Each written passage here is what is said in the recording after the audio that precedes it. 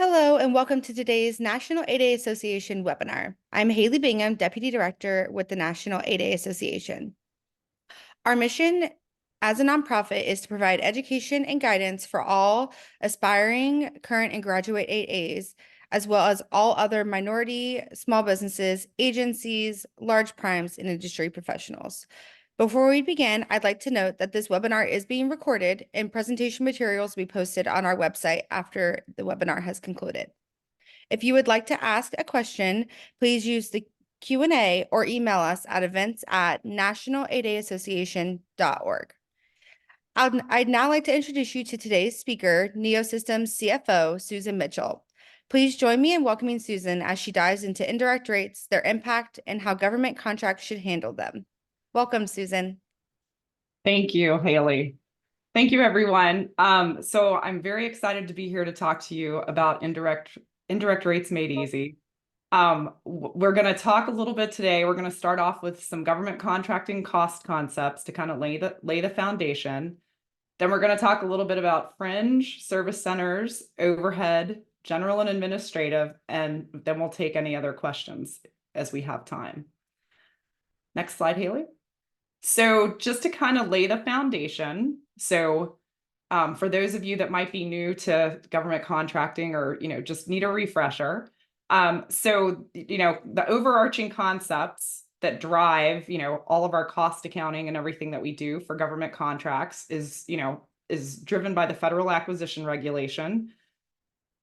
And if you look for and it's usually put upon you or dictated to you by the clauses that are in your contracts. So one of the key ones to look for is the allowable cost and payment clause 52216-7. And then what that kind of does is it says certain contract cost principles are applicable to you. So the most kind of fundamental to what we're going to be talking about today is 31202, which is direct costs. And and basically defining that, which is any cost that can be identified specifically to a cost objective. So that, basically a contract. 31.203, which is indirect costs, which are any costs that can be identified to two or more cost objectives or an intermediate cost objective. And then 31.204, which is allowable versus unallawables. And then the definition of that, which there's reasonableness, allocable, is it allocable? And then is it allowable under 31.205? So that's the one, that's the piece of the FAR that kind of tells us things like alcohol is unallowable, things like that. Next slide, please, Haley. In addition, I just want to talk a little bit about, there are some, about CAS. So certain types of contracts, you will, once you reach a certain threshold and things like that, you could have the cost accounting standards that you have to comply with as well, which are 19 standards that basically provide guidelines for uniformity of the accounting practices and allocations of those costs. Okay. Modified CAS is essentially where it's certain sections of CAS that you have to comply with. Full CAS coverage means all 19 standards apply. And once you become, once you have a contract that you have to, comply with CAS, you usually will have to do a disclosure statement. So that disclosure statement is essentially the written, document that says, here's our accounting practices and procedures and how we collect and allocate costs. And then the disclosure statement should be in place prior to the award of a CAS covered contract. So that's the last piece I will add about that. So next slide, Haley. So as far as indirect costs go, which is what we're mainly talking about today, is how to allocate those costs. So a little, a foundation on that as well. So in regards to indirect costs, they can't be easily assigned to a specific final cost objective. So what that means is that it's something that, you can't say, okay, this was specifically for that contract. It benefited that one contract. It's something usually that, is benefiting multiple contracts. And you're trying to figure out a way to allocate those costs to the direct contracts. If the dollar amount is minor, a direct cost can be treated as indirect, but must produce the same result as treating costs direct and be applied consistently across direct costs. So what that means is that you can't, apply it one way for this set of contracts and another way for another set of contracts. It would need to be applied the same way. The other thing about indirect costs is they need to be accumulated by logical cost groupings with consideration for the reasons for incurring the cost. So that's when we talk about a fringe, an overhead, a G&A, that's kind of the reasons for incurring the costs. So like a fringe, as we'll talk a little bit more in a minute, is for benefits. That's where, a fringe rate, you're collecting the costs of benefits in that. Another thing with indirect costs is allocated on the basis of benefits accruing to intermediate and final cost objectives. So essentially, what is the benefit of that allocation and how is it going to, basically be applied to those direct costs, also known as burdening, which I always just kind of like to make sure everybody, when they hear that term, that's what we're talking about. Most common groupings, fringe, overhead, and general administrative, we talked about that. And in the simplest form, and this is one reason why I wanted to do this webinar today, is a lot of people, when I talk to them, they're very confused and overwhelmed by indirect rates when they're first coming to government contracting. So at the very core, an indirect rate is a numerator and a denominator, and it arrives at a percentage rate. And I always like to kind of start with the basics of that because everyone will tell me, oh, I don't understand indirect rates. They're so confusing to me. And my response is it's just division. You did it, you learned it in elementary school. If you think of it, if you start at the basics of that, then it's much less overwhelming. So the last thing is with indirect costs is that they're applied to a direct cost objective. So there's a variety of, different accounting systems that do it in different ways, but ultimately burdening is applying that percentage rate to the direct costs. Next slide, please, Haley. So let's start with some fringe concepts. So what costs make up the fringe pool? So it's costs incurred related to employees in addition to their salaries and wages. So it includes things like their payroll taxes, any of their leaves, their insurance benefits, their retirement plan costs, any other, kind of benefit costs that are there, like that an employer provides. So tuition assistance, childcare. It's any of those types of costs are what are going to make up the pool or the numerator of the fringe pool. Typically, the fringe base is the labor dollars. So that's what you will see as making up the base. And when we say labor dollars, it's the cost of your overhead labor, your direct labor, your G&A labor, basically all of that is added together to make up the base or the denominator of your fringe pool. Next slide, please, Haley.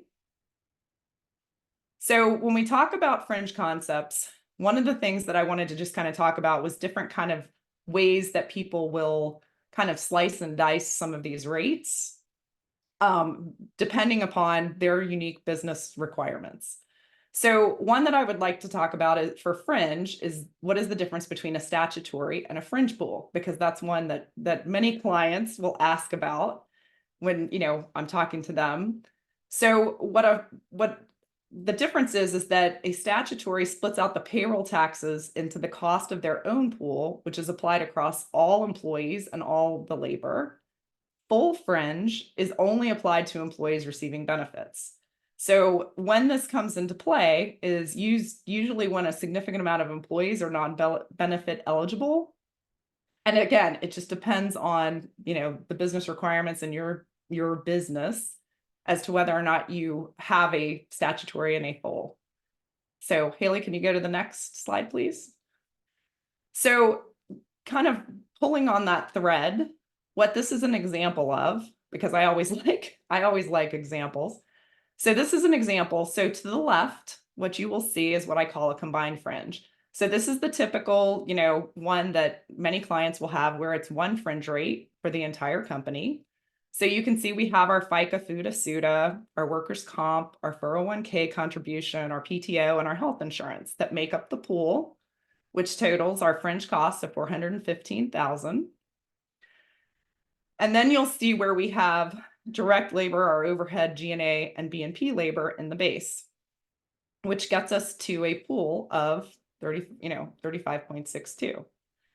So in the case of a statutory pool, what I would have is I would have only the FICA, the FUTA, and the SUTA, because those are the ones that, those are my basically regular, the things that I have to pay for employees as an employer. So I would have $120,000 in my pool, which would give me a total pool cost, my numerator of 120,000. And then I would have direct labor, the same direct labor, overhead, G&A, and B&P labor, because it's everybody in the company, has FICA, FUTA, SUTA paid on them. And that would give me a statutory fringe rate of 10.3. Going to my full pool, I would then have an allocation of the statutory fringe that would go into that for the employees that were in that pool. That then I would have so then I would have the workers' comp and all the rest of those, and my base amounts. So you can see my direct labor in this case is 900,000, because we're assuming I had $100,000 of employees that were non-benefits eligible employees. So that's why that 100,000 is pulled out. So that's what that gives me, is that gives me a 38% fringe rate for that set of employees.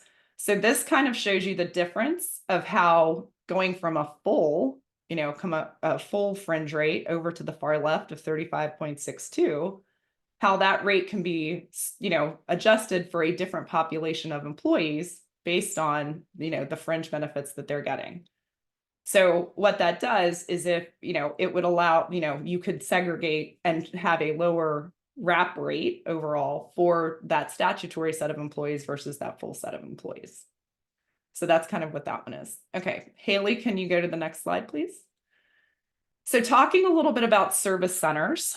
So another, concept of pooling costs and things like that are service centers. So what is a service center? So it's departments or other functional units that perform specific technical or administrative services primarily for the benefit of other departments. So it includes costs for that function's labor, associated fringe, and non-labor costs. So what that does is it allows you to pool together things like, facility service center. So if you have costs of facilities that you're wanting to allocate over, specific employees that are utilizing those facilities, then you can do that. Human resources is another one that I will see a service center for. Information technology is another, kind of typical service center. Service centers can be done, their allocation method, the base, the denominator can be hours, dollars, or units. So another example of a service center I've seen is it used to be, and this was years ago, so I'm kind of dating myself, but it used to be some clients had copiers, and they would type in a code to say like what that copy, like who was attributing, where those costs should be attributed to. So in that case, it was the number of copies that were the base of the copier service center. And the costs, for those copiers were collected in a pool and then allocated out to the various organizations in the company based on that copier usage. Next slide, please, Haley. So we're going to talk about overhead. Before I give you an example, we're going to talk about overhead a little bit, because I'm going to show you an example of a facility service center and how it applies to like a client site and a company site. So in overhead, so what is overhead? So costs needed to support government contracts that aren't easily identifiable to a specific one. So this typically are things like the costs of the salaries and wages of your project management, training costs, sometimes facility costs, will go in there as well. So it's any of those costs that are essentially for your operations, but aren't specifically identifiable to a contract. The base is typically direct labor plus bid and proposal labor and the allocated fringe. So that's kind of our, the generic base for overhead. So Haley, can you go to the next slide, please? So this is an example. So we talked a little bit about a service center, about the facility service center. So over to the far right, this is a typical overhead pool. So this is assuming I didn't have any service centers and I didn't have a company or a client site rate. So my rate over to the far right, as you can see, is 41.84%.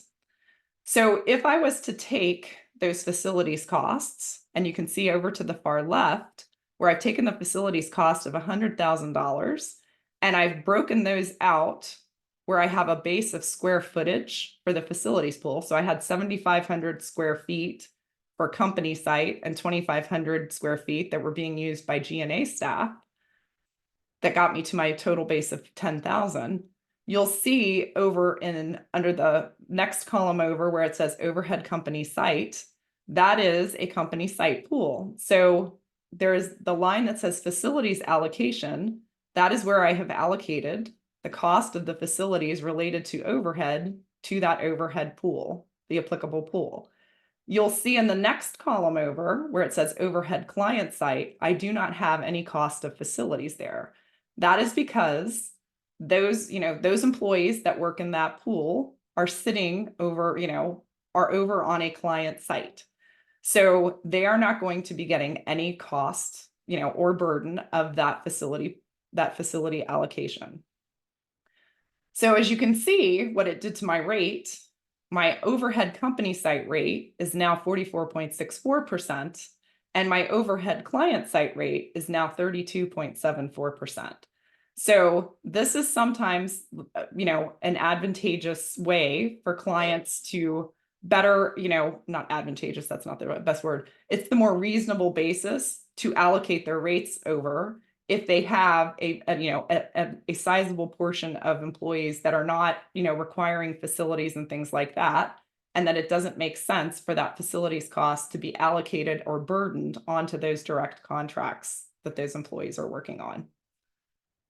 Haley, next slide, please. So the last one that we're going to talk about is general and administrative. So what are general and administrative costs? So it's operating costs incurred by the business not in support of a contract. So these costs can include things such as executive wages, insurance, legal and audit fees, rent, utilities. It's a variety of different things. And general and administrative, you will see, as you saw in our last example, we'll get, if you have a facility service center or something like that, it will get an allocation of the facilities costs. The base can be total cost input or value added. So we'll talk through a little bit of that, but in the next slide. So Haley, if you can go to the next slide, please. So essentially what we have here is we have a total cost input, G&A, to the left. And those are all of our costs, our that make up our G&A pool. And I would like to point out that you'll notice that B&P labor and the associated fringe are in the cost of the G&A pool. So this is one of the things that, it goes into the base of our overhead, but, comes into the cost of our G&A, and the overhead allocation on those B&P costs also follow it. So again, that's another, kind of cost concept that, we get from the FAR and everything like that. So you'll see where, this is kind of the full pool. So it comes out to a G&A rate of 9.73. In the middle, what you'll have is where we've done a value added, which is essentially where we have removed the subcontractor costs, and we have put those over in essentially their own pool. So what this does is that we took our direct subcontract costs out of the base of our G&A and put that as the base of our sub admin rate. So now you will see in doing that, I have a 10.1% G&A rate versus a sub admin rate of 2.15%. So there's a variety of reasons, that and requirements and things of why clients will choose, one method over another. And it also tends to be, what is the correct answer for your business and what are your business requirements and how are you all operating and do you have heavy subcontractors, things like that. So there's a lot of decision points that can go into that, but this is an example of how, that this would work from a G&A perspective and the effects that it would have on your rates. Next slide, please, Haley. So now I would open it up for any questions. If anyone has any questions. Haley, do we have any questions we want to talk about? We don't have any currently in the Q&A yet, but if anyone does have questions, feel free to drop them there and we're happy to pass them along and get them answered for you. And actually, if you want to go to the next slide as well. So what I would ask is if you all have any questions once we get off of here, or that you're too shy to ask in the chat, I would say feel free to please send me an email at susan.mitchell@neosystemscorp.com. Or if you have other questions about more complex, rate structures and things like that, please feel free to send those as well. I've been doing indirect rates for about 20 years, and I've seen some pretty complex rate structures with 20 fringes and multiple, 50 service centers and 15, overheads and multiple G&As and multiple cast segments and things like that. So I always like a good indirect rate question. So if you, just let me know your questions.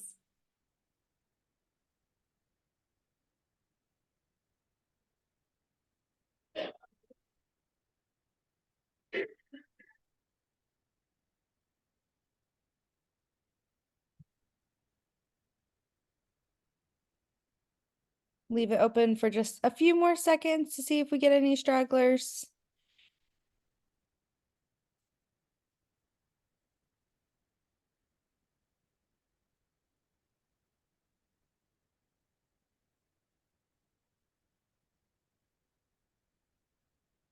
Okay, well, as a reminder, this webinar was recorded and the presentation will be posted on our website with all the materials later today. If you have any questions, definitely feel free to reach out to Susan directly at her email here or to our team, and we'll be sure to pass those details along. And then on our website, you can also find all of our past webinars as well as this webinar. So make sure to check those out if you've missed any. And then if you're looking for additional resources, we do provide those through our conferences and partner events. Our next event will be our Alaska Regional Conference and Golf Tournament in Anchorage next month. We are close to selling out for both of these events. So if you have not purchased your registration and are wanting to attend, please make sure that you do that soon. Thank you again for joining us today. This concludes today's webinar. Thank you again, Susan, for all of your amazing insights. This was a great presentation for our team, and I'm sure we'll also have some questions that we'll be forwarding over to you. So thank you all again, and I hope you have a great day. Thank you.